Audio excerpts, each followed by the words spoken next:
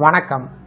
இந்த வீடியோவில் சற்று முன் அரசு ஊழியர்கள் ஓய்வூதியர்களுக்கு 5% அகவிலைப்படி DADR உயர்வு சார்ந்து தகவல்களை பார்க்கலாம்.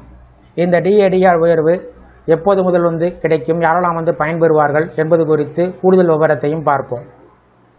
அரசு ஊழியர்களுக்கான அகவிலைப்படி உயர்வு சார்ந்து நாடு முழுவதும் எதிர்பார்ப்புகள் நிலவி வரக்கூடிய நிலையில் பல மாநில அரசுகள் அடுத்தடுத்து மிக முக்கியமான அறிவிப்புகளை வெளியிட்டு வருகிறார்கள். குறிப்பாக மத்திய அரசு ஊழியர்கள் இந்த ஆண்டின் 2வது பாதிக்கான அகவிலைப்படி உயர்வு எப்போது அறிவிக்கப்படும் என்ற எதிர்பார்ப்பில் உள்ளார்கள். இந்த உயர்வு செப்டம்பர் அல்லது அக்டோபர் மாதத்தில் வெளிவரும் என்று தகவல்கள் கூறப்படும் நிலையில் ஒடிசா அரசு தனது மாநில அரசு ஊழியர்கள் மற்றும் ஓய்வூதியர்களுக்கு அறிவிப்பை வெளியிட்டிருக்கிறது. 2008ஆம் ஆண்டு ஒடிசா திருத்தப்பட்ட ஊதிய விகித விதியின் கீழ் பணிபுரியக்கூடிய அரசு ஊழியர்கள் மற்றும் ஓய்வூதியர்களுக்கு அகவிலைப்படியை 5% உயர்த்துவதாக மாநில நிதித்துறை அறிவித்துள்ளது. இதன் மூலம் அரசு உதவி பெறக்கூடிய கல்வி நிறுவனத்தில் பணிபுரியும் ஆசிரியர்கள், ஆசிரியர் அல்லாத பணியாளர்கள், பல்கலைக்கழக ஊழியர்கள், கீழமை நீதித்துறை அலுவலர்கள் மற்றும் ஒப்பந்த ஊழியர்கள் உட்பட பலாயிரக்கணக்கானோர் பயன்பெற உள்ளார்கள்.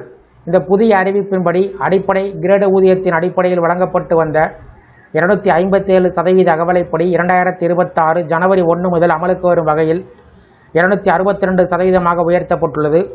மேலும் ஜனவரி முதல் ஜூன் 2026 வரை நிலுவையில் இருக்கும் தொகை ஜூலை மாத சம்பளத்துடன் சேர்த்து வழங்கப்படும் என்று அரசு தெரிவித்துள்ளது.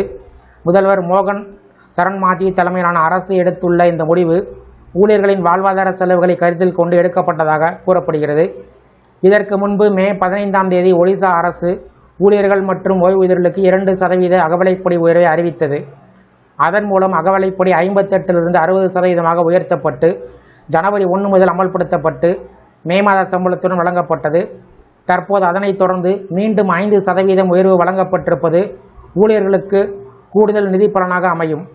மற்றொரு புறம் மத்திய அரசு ஊழியர்களும் தங்களுக்கான அகவிலைப்படி உயர்வை ஆவலுடன் எதிர்பார்த்து வருவது குறிப்பிடத்தக்கது. இந்த வீடியோ குறித்த உங்களோட கருத்துக்களை கமெண்ட் செக்ஷனில் பதிவு பண்ணுங்கள். இந்த வீடியோ பிடிச்சிருந்தா வீடியோக்கு ஒரு லைக் பண்ணுங்கள். இந்த வீடியோவை அனைவருக்கும் ஷேர் பண்ணுங்கள். மற்றும் ஒரு பயனுள்ள வீடியோவில் சந்திப்போம். நன்றி.